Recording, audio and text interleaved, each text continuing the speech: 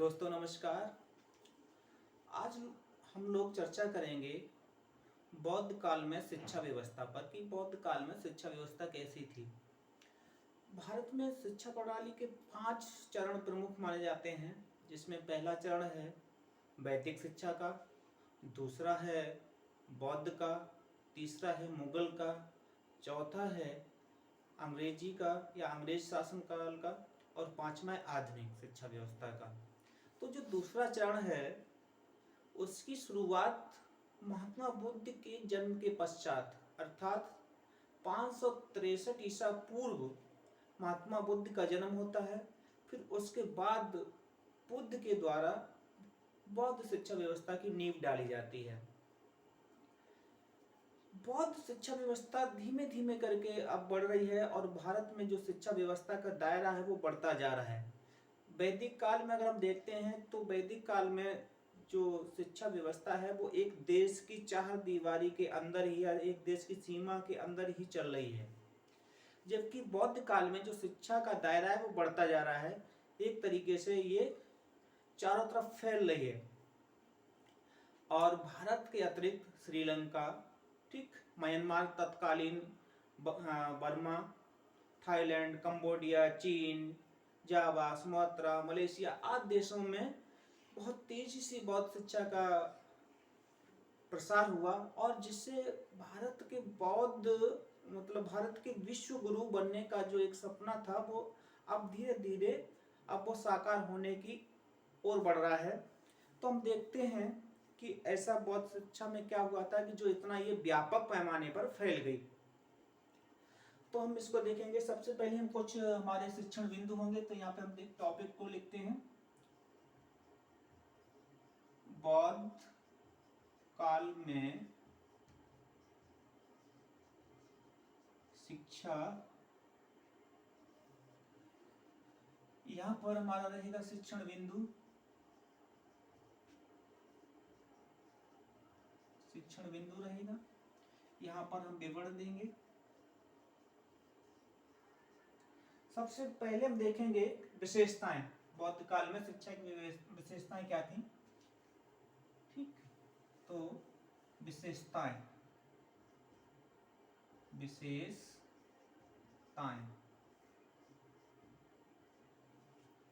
बौद्ध काल में जो अब शिक्षा व्यवस्था पर बौद्ध संघों का नियंत्रण हो गया था।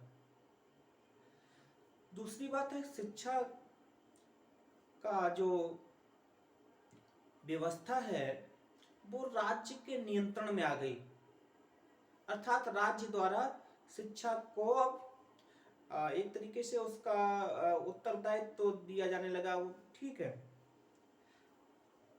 दूसरा ये भी है कि सरल शब्दों में ये कह सकते हैं कि राज्य द्वारा शिक्षा को संरक्षण प्राप्त होने लगा था, जबकि वैदिक काल में शिक्षा राज्य द्वारा उसको किसी भी तरीके का संरक्षण प्राप्त नहीं था, उसमें राज्य का हस्तक्षेप नहीं था, ठीक। यदि और राज्य तभी वैदिक काल में शिक्षा के संदर्भ में हस्तक्षेप कोई करता था, जैसे गुरुकुलों पर कोई बाह्य आक्रमण हो या कोई अन्य कोई समस्या आ जाए, कोई पैंडेमिक आ जाए, उस स्थिति में ही वैदिक काल में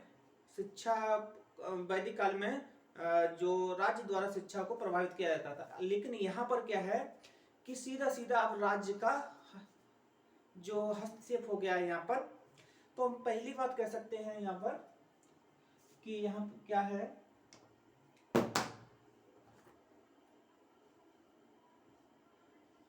बौद्ध संघों का नियंत्रण, बौद्ध संघों का नियंत्रण। दूसरा क्या हुआ, राज्य का संरक्षण, राज्य का संरक्षण या शासन का संरक्षण, ठीक है। तीसरा क्या है कि जो वैदिक काल में एक शिक्षा की प्रमुख विशेषता थी कि जो प्राथमिक शिक्षा या प्रारंभिक शिक्षा और उच्च शिक्षा सभी निःशुल्क थी। अब यहां पर क्या है कि वो बदल गई। जो प्रारंभिक शिक्षा थी, ठीक है, प्रारंभिक शिक्षा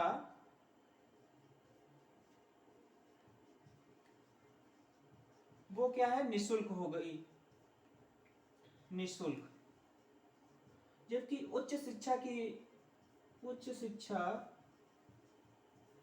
सशुल्क, उच्च शिक्षा के लिए क्या है, शुल्क लिया जाने लगा। तो ये एक बदलाव आया। अब देखते हैं, तो ये जो हमारा था कि पूरा का पूरा ये विवरण आएगा शिक्षा का प्रशासन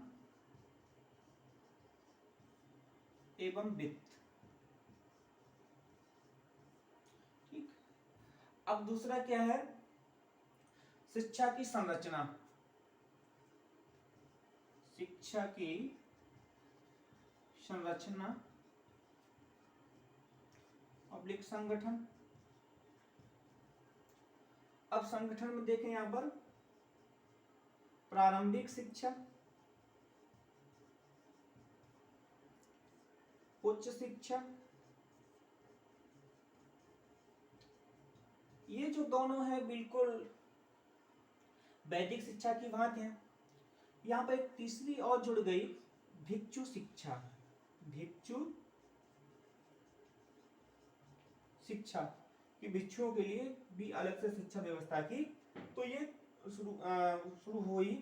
तो दो तो बिल्कुल जो कि त्यों वैदिक कालीन शिक्षा से ये ले ली गई, अपना ली गई, और जो तीसरी है ठीक भिक्षु शिक्षा वो जुड़ गई। अब यहाँ पर हम इनकी ड्यूरेशन भी देख लें कि अवधि क्या थी। तो जो प्रारंभिक शिक्षा की अवधि थी वो 6 से 12 वर्ष, या यूं कह लें 6 वर्ष की। ठीक है, उच्च शिक्षा को देख लें 12 से 20/25, कुल मिलाकर ये इसकी अवधि थी वो 12 वर्ष थी। और भिक्षु शिक्षा की अवधि थी 8 वर्ष। तो ये ध्यान रखना है कि प्रारंभिक शिक्षा की अवधि वो 6 वर्ष है, उच्च शिक्षा की 12 वर्ष है, और भिक्षु शिक्षा की 8 वर्ष है। यहां से सीधा सीधा क्वेश्चन पूछा जाता है कि बौद्ध काल में प्रारंभिक शिक्षा की अवधि कितनी थी, 6 वर्ष। उच्च शिक्षा की अवधि कितनी थी, 12 वर्ष। भिक्षु शिक्षा की अवधि कितनी थी, 8 वर्ष। अब हम यहाँ पे देखते हैं दूसरा जो हमारा होगा बिंदु, उद्देश्य का।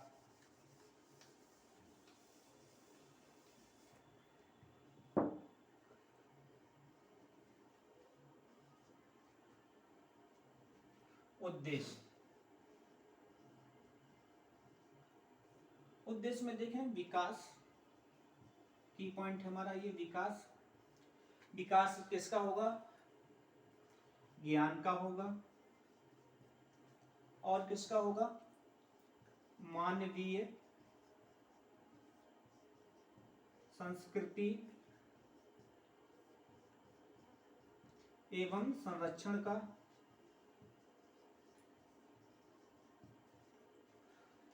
और क्या होगा भाई, चरित्र निर्माण पर बल दिया जाएगा, चरित्र निर्माण पर। और क्या होगा, चरित्र निर्माण के साथ साथ अब एक बहुत ही यहाँ पर जो महत्वपूर्ण बिंदु जोड़ रहा है कि शिक्षा किसकी किसकी प्रदान की जाए। तो शिक्षा देख लें यहाँ पर,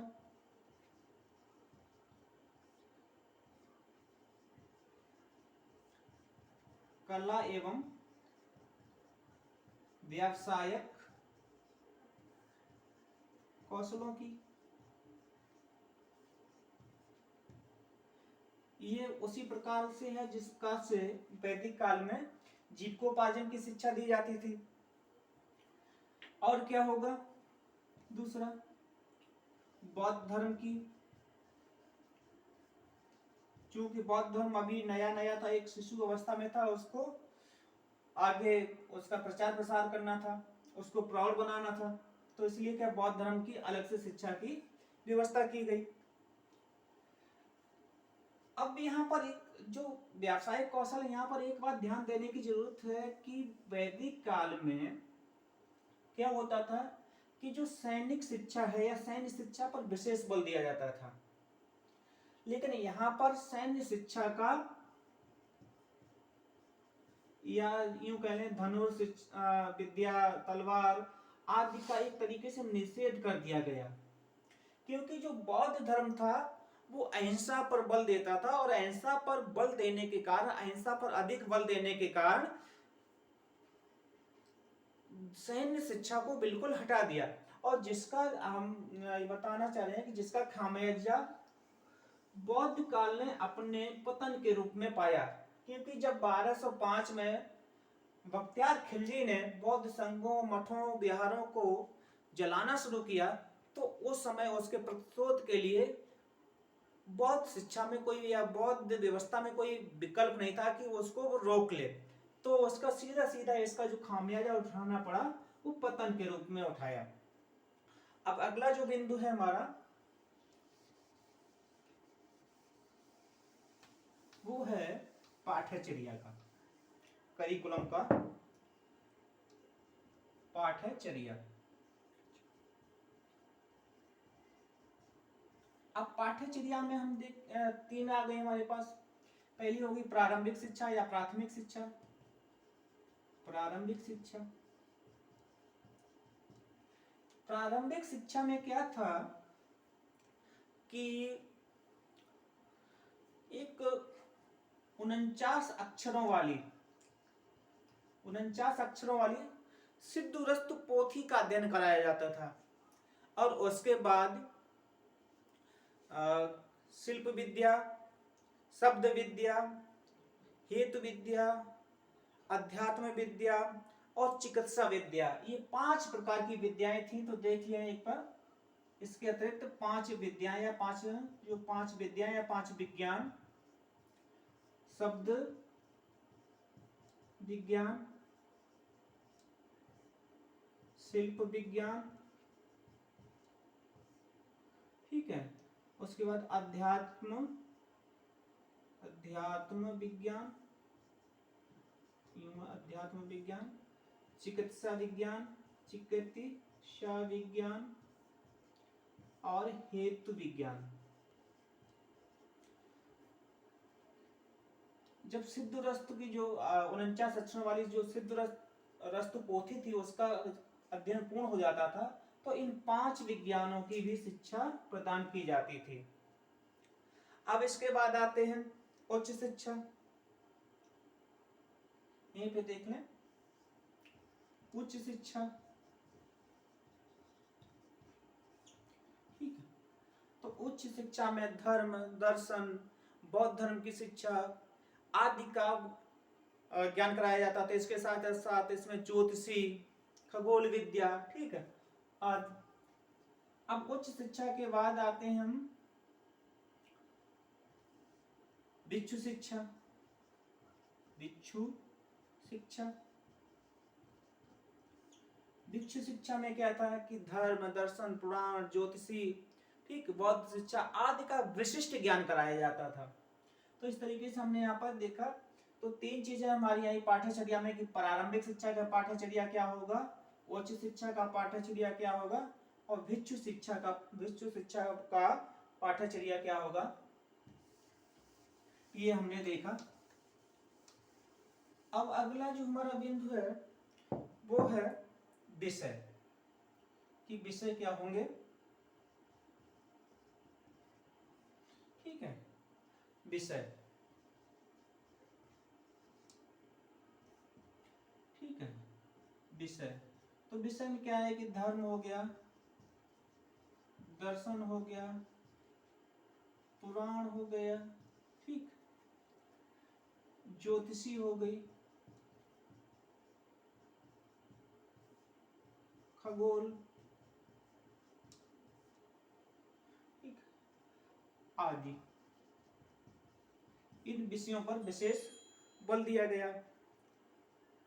अब नेक्स्ट इसमें देख लें भाई, अगला बिंदु क्या होगा, शिक्षण विधियां।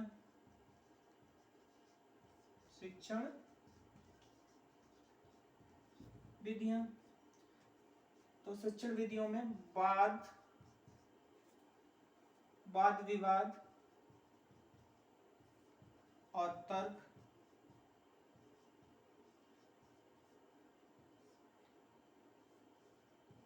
देशाटन,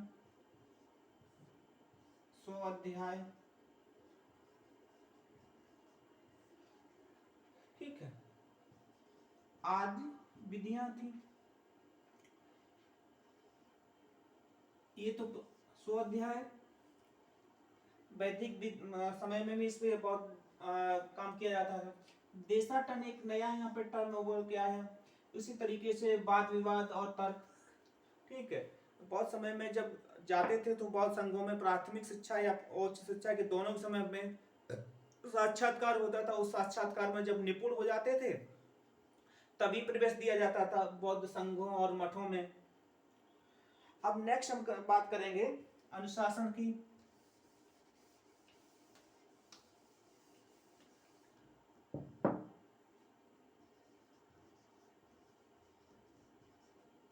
अनुशासन, तो अनुशासन में क्या है कि 10 सिक्का प्रदान की व्यवस्था थी। 10 सिक्का प्रदान, चाहे वो विद्यार्थी हो और चाहे अध्यापक हो। तो यहाँ पे लिख सकते हैं दोनों के लिए था, शिक्षार्थी और शिक्षक दोनों के लिए। शिक्षार्थी को श्रमण या सामनेर कहा जाता था, शिक्षक को उपाध्याय या उपाध्याय कहा जाता था, ये ध्यान रखना है। अब 10 सिक्का प्रदान में क्या क्या था कि भाई चोरी न करना, जीव हत्या न करना, अशुद्ध आचरण न करना, असत्य भाषण न करना। ठीक, तो एक एक करके ये नोट कर लें, ये मुख्य हैं। तो यहाँ पर हम एक एक करके देख लेते हैं। तो सबसे पहला ये हो गया हमारा चोरी ना करना, चोरी ना करना, ठीक है। दूसरा हो गया जीव हत्या ना करना, जीव हत्या ना करना। तीसरा हो गया असभ्य आचरण ना करना, ना करना। चौथा हो गया असत्य भाषण न करना, ठीक है। पांचवा हो गया मादक पदार्थों का सेवन न करना, ठीक है। छठा हो गया कुसमय, कुसमय भोजन न करना।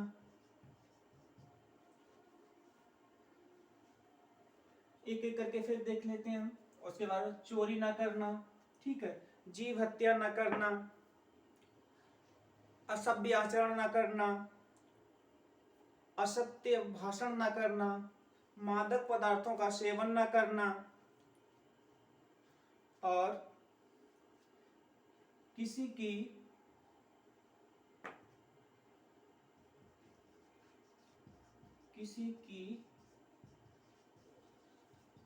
निंदा न करना, किसी की निंदा न करना। आठवां हो गया कि नृत्य संगीत से दूर रहना,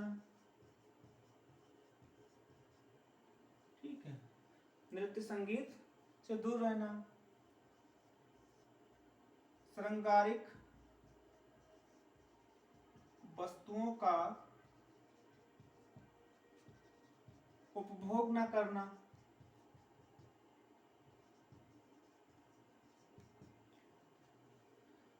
10वां हो गया बहुमूल्य, बहुमूल्य वस्तुओं का ऑब्लिक रत्नों का, वस्तुओं रत्नों का उपहार न लेना,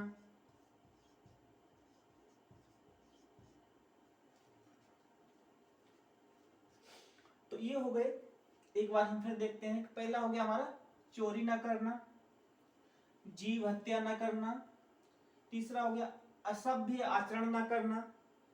चौथा हो गया असत्य भाषण ना करना। पांचवा हो गया मादक पदार्थों का सेवन न करना। छठा हो गया कुसमय भोजन न करना। सातवां हो गया किसी की निंदा न करना। आठवां हो गया नृत्य संगीत से दूर रहना। नवा हो गया श्रृंगारिक वस्तुओं का उपभोग न करना। और 10वां हो गया बहुमूल्य वस्तुओं या रत्नों का उपहार न लेना। ये जो थे 10 सिक्का प्रदान की व्यवस्था थी, ठीक है, ये दोनों के लिए थी, शिक्षक के लिए भी और शिक्षार्थी के लिए भी। अब इसके अलावा 8 नियमों का और पालन करना होता था, वो केवल भिक्षुओं के लिए था।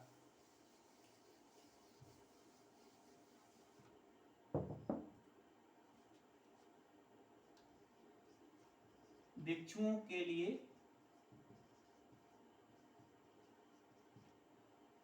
8 और नियम। अब इसमें क्या था, भिक्षुओं के लिए 8 नियम और क्या थे? तो इसमें सबसे पहला था यदि आप भिक्षु शिक्षा में जा रहे हैं, भिक्षु बन रहे हैं, मॉन्क बन रहे हैं, तो आपको पहली ये शर्त थी कि वृक्षों के नीचे निवास करना पड़ेगा। वृक्षों के नीचे निवास करना पड़ेगा। वृक्षों के नीचे निवास करना पड़ेगा। वृक्षों के नीचे निवास करना। दूसरा क्या था? सादा वस्त्र पहनना। सादा वस्त्र पहनना, जिसको चीवर कहा जाता है। तीसरा क्या था कि भिक्षा करके भोजन करना। भिक्षा मांग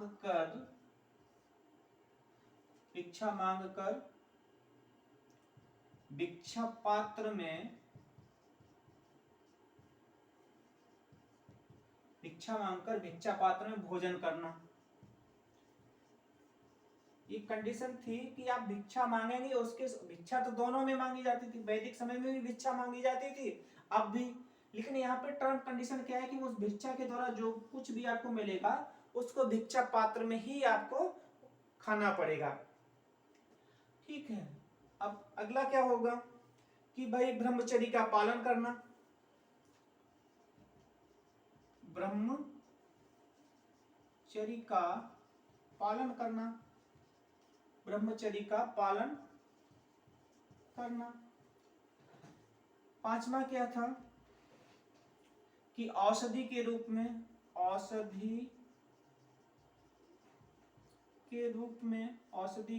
में गौमूत्र का सेवन करना। गौमूत्र का सेवन करना। वर्तमान समय में भी इसका प्रयोग किया जाता है। जितने भी आयुर्वेद संस्थान हैं, विशेष रूप से जो बाबा रामदेव हैं, वो गौमूत्र के सेवन के लिए बहुत सी बीमारियों में राय देते हैं कि भाई आपको गौमूत्र का सेवन करना चाहिए। अगला क्या है कि जो छठा, चोरी ना करना, ठीक है। ये कॉमन था दोनों में, यहाँ पर भी था और जो उनके लिए था, इस छात्रों के लिए, उसमें भी, दोनों में ये कॉमन है एक बिंदु की चोरी ना करना, ठीक है। सातवां, हिंसा न करना। वहां पर केवल ये था, जो छात्रों के लिए था कि जीव हिंसा न करना। यहाँ पर क्या है, किसी भी प्रकार की हिंसा की मनाही करता है। हिंसा, ठीक है, कि जब आप मॉन्क में आ जाएंगे, भिक्षु बन जाएंगे, तो आपको किसी भी प्रकार की हिंसा नहीं करनी है। और एक अंतिम बिंदु था कि 8वां था अलौकिक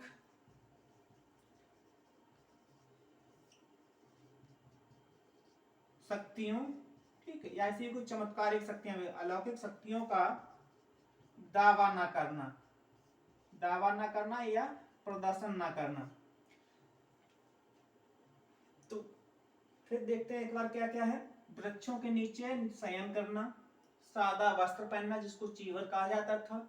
भिक्षा मांगकर भिक्षा पात्र में ही भोजन करना। ब्रह्मचर्य का पालन करना, औषधि के रूप में गौमूत्र का सेवन करना, ठीक, चोरी न करना, हिंसा न करना, और अलौकिक शक्तियों का या चमत्कारिक शक्तियों का दावा न करना या प्रदर्शन न करना। अब इसमें एक और बिंदु है, उसको हम देखते हैं। ठीक, क्या है?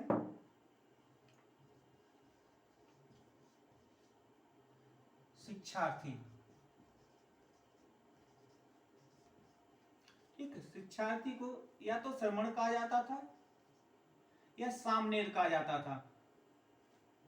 सामनेर शिक्षक। बौद्ध काल में शिक्षक को उपाध्याय, उपाध्याय या उपाध्याय, उपाध्याय से संबोधित किया जाता था। तो दो बिंदु ये है। अब एक और बिंदु रह गया यहाँ पर शिक्षण संस्थान का। शिक्षण संस्थान।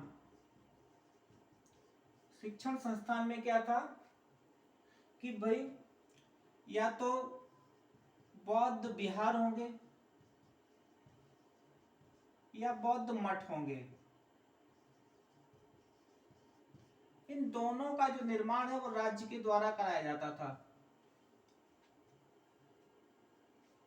एक तरीके से ये कह सकते थे बिहार और ये दोनों कनेक्टेड होते थे। यहाँ पर एक सामान्य शिक्षा या प्राथमिक शिक्षा चलती थी और मठों में उच्च शिक्षा का प्रावधान था।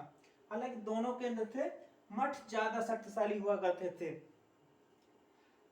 ठीक है, तो ये है शिक्षण संस्थान हो गए। अब कुछ और टर्म हो गए, जैसे संस्कार एक बचा है। ठीक है, संस्कार।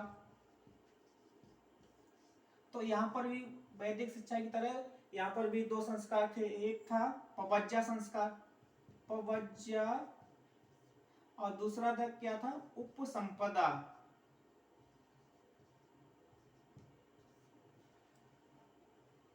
पवज्जा में शिक्षा की शुरुआत की जाती थी। पवज्जा संस्कार में शिक्षा की शुरुआत की जाती थी।